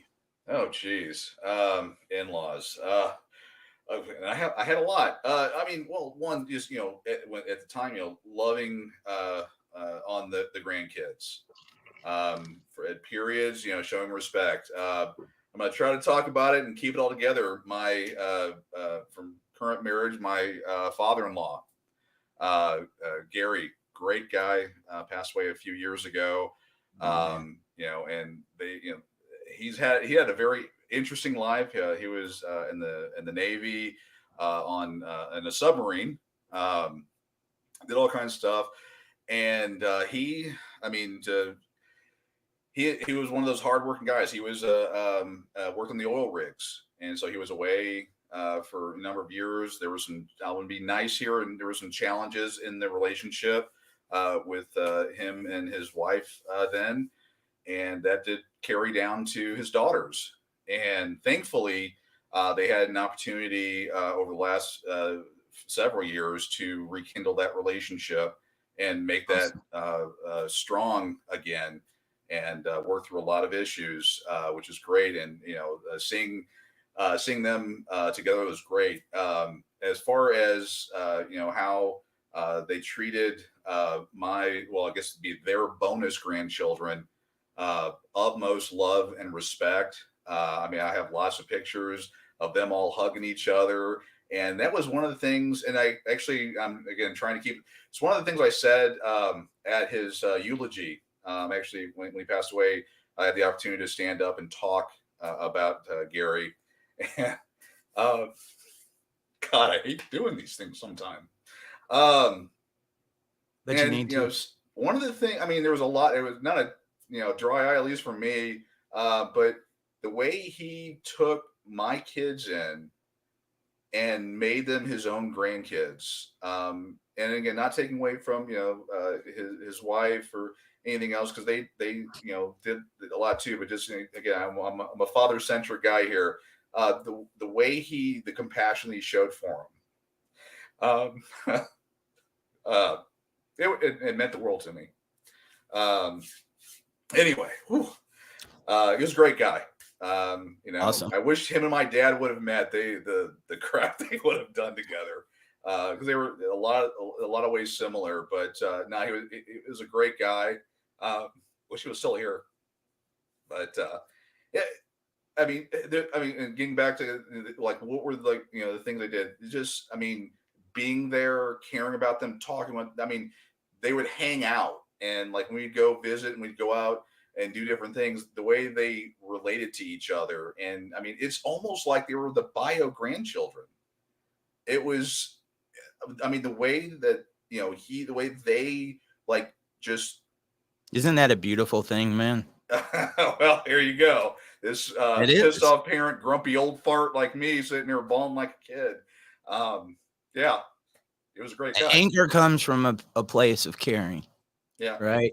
And that's what I think gets lost in the fold when they call these angry stereotype dads. That anger came from somewhere where they was probably a softie and really cared and loved, but they felt like that wasn't reciprocated. Okay. Yeah. I will say my first set of in-laws, we definitely had our challenges. And even though I talked about, my father-in-law, he had his ways, alcoholic. The one thing I always loved about him was the love that he had for his kids. Yeah. He loved them so much. And like I said, I learned to look past a lot of that. I was very cautious with my kids because I knew the type of life he lived.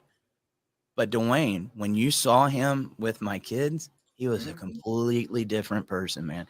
He didn't get near the bottle. He didn't touch any of that. And it was like it just turned him into a completely different person. So I never tried to step in the way of that. Of course, I had my concerns, but as far as my knowledge, because my daughter was old enough to let me know if Grandpa was doing something. No, dude, he loved them. He spoiled them. Mother-in-law didn't always see eye to eye. And I had a few more that was almost potential in-laws. One thing I can say, we definitely all have our differences. I want what's best for the kids. That's it. I've never held my kids back from the other side of their family, and I never will. If they look at me and say, "Hey, Daddy, I want to go over there," we're going to do it. It sucks sometimes because it felt like I encouraged relationships that didn't get reciprocated. But it did. But I got to say this now. I had my challenges with my in-laws in the past. Dude, I love my in-laws now so much. And my wife, as bad as I might have had some relationships with it in the past, she would tell me about her mom. I was scared to death to meet her, dude. Korean. She was a strict parent. I was scared to death. Forget the dad. Yeah. I was scared to death to meet my, future mother-in-law. Dude, I love her so much. We laugh sometimes, the language barrier and stuff like that, but she's one of the best cooks, dude. She spoils me. I can't go to her house without her trying to put some type of food in my hand or sneak money in my pocket. And then to watch, something that you just said, like I had been in some of these where there was other kids and stuff like that. And you could tell they would be nice to my kids, but did they really look at them as a part of the family? No. Yeah. My kids, if you went over there, you would think that's their grandkids. Yeah. And that's the same with my wife. That was one of the reasons I really even my kids, they really truly love them. And then my father-in-law, dude, the only reason I started hunting this year was because he needed somebody to go with him. And I'm going to tell you, I didn't realize how much a void my dad being gone created. A couple of weeks to be 10 years. Yeah. Her dad has been stepping in that masculinity role. Yep. He bought me a crossbow. Oh yeah, dude. Wow. And I love you guys. I love you guys, and thank you for accepting me. I know that couldn't have been easy. You got this guy that's got these failed relationships, and baby's mom's one of the kids that he can't see and everything. They could have easily just said, oh, he's a piece of crap, and tried to do what everybody else would. But no, man, they accepted me for who I am, my kids, and so there is such a good thing as in-laws, good in-laws, and there are the outlaws. I've been on both sides of the occasion, but at the end of the day, I think whether it's you, grandma, grandpa, dad, mom, brothers, sisters, aunts, uncles, nephews, nieces, we all want, or we should want at the end of the day, what's best for the kids, and them to have as much love as they possibly can does nothing but set them up for success. And when you teach a kid that the other side can get treated different and that they can make differences, you're really harming that kid. You are. You think you're harming the other side of that family or that dad, you're harming yourself. Yeah, guys, that's one thing I would love to tell people. It's like in all these games, all this stuff. I mean, we got one shot at this. We got one shot at this, and quit screwing it up. I mean, family, that's what all this is about. Do the right thing. I wish I could say it differently. Just do the right thing. Stop it. Having a family that loves each other, that's there for each other, you can't put money on that. Well, people try to, but you can't put money on that. And people that are alienating, that are doing these things, stop doing it. I mean, reach out, olive branch it, suck it up, get together, do what's best for the kids, yourself, the family, everybody. If the family's together, everyone wins. Just do it. Paul made a good, statement on YouTube. He said, I like that. How would you feel if a silver bullet was fired at one of your family members' statement, but make it sound like a question? I mean, serious. Like if that was your child that was getting that false allegation made about him, how would you treat that? If you don't say that you're not treating it the same, you're not doing something right, because nobody should be making false allegations. And there's many people that's going to get hurt in the process. And there is definitely some double standards. Yes, it's your family, but you are mom, you are dad, and it is your responsibility to let those kids know what is right from wrong. And if you enable it and you allow it to happen and you just sit there and bail them out every time they do it, you are a part of the problem. I guess that's a good place to end it, guys. I got to get on to my meeting. But Dwayne, it's been fun. We made it all the way to a new year. I hope you guys stay safe. Like, share, subscribe. We'll be back tomorrow at 10 a.m. And I'll see you guys later on.